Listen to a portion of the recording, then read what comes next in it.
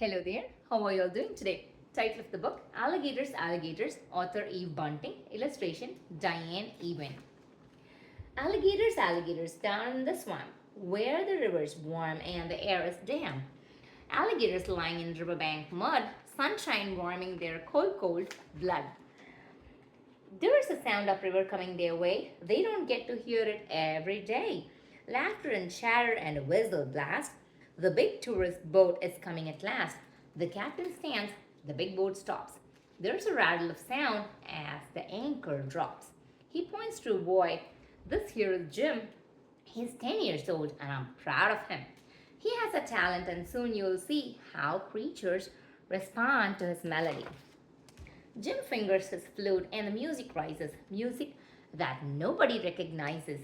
Not one of the tourists make a sound as the gators slide in and swim slowly around. But there is a man in a shiny black suit who is watching only the boy and his flute. The gators sway and sashay, and one pirouettes. They are cold-blooded killers acting like pets. Are they dancing the stories their ancestors told of centuries past when the new world was old? Jim quiets his music, and the tourists can hear another big boat coming noisily near. He puts down his flute and goes back to his chair. A breath of his music still hangs in the air. The gators glide over to where they had lain to rest in the mud and be gators again. The anchor is raised, Roscoe's boat pulls away. But first, the captain has something to say. Maybe you've heard that these gators were trained so that tourists like you would be well entertained. You can't train a gator. That rumor's not true. The gator would eat you before you were through. The gift of this music belongs to my Jim. Animals gather to listen to him. He loves all Earth's creatures, the big and the small.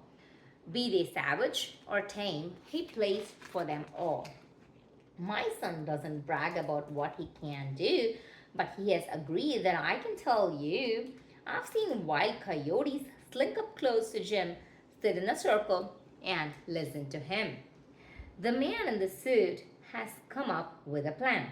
It's been on his mind since the music began. He'll steal Jim's flute, fly to some distant land. Wild beasts will come at the flute's command. Poachers and hunters will pay him a lot for the creatures he'll bring, endangered or not. The boat trip has ended. The tourists stream down. They are leaving the dock now and heading for town. But the man in the suit has remained in his place. Now he gets to his feet with a smile on his face. He walks up to Jim in the friendliest way, as if he has something important to say. No one is watching. There's no one around. He snatches the flute and jumps down to the ground. Jim shouts, "Hey, come back here!" But to his dismay, the man jumps in a car and drives quickly away. The man in the suit is as proud as can be. He took what he wanted and got away free. The river is close. He's ready to play. Everything is fine. This is his lucky day. The music he plays doesn't sound very good, but the gators arrive. He was certain they would. Are these the same gators when Jim played his flute?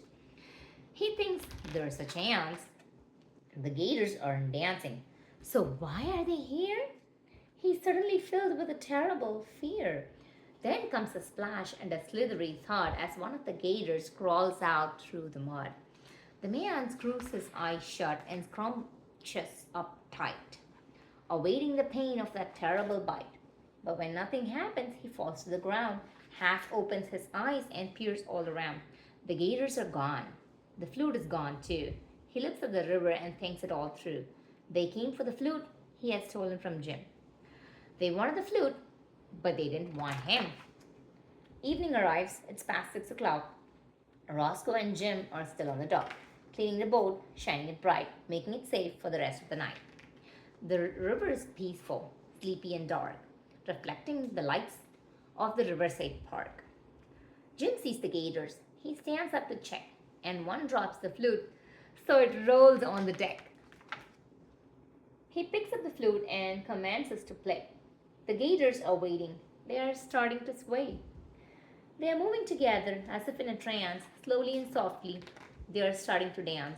So much for the man in the shiny black suit who had thought that Jim's power belonged to his flute. The flute wasn't magic. The flute didn't do it. The power was Jim's love that came whispering through it. Roscoe walks home with his arm around his son.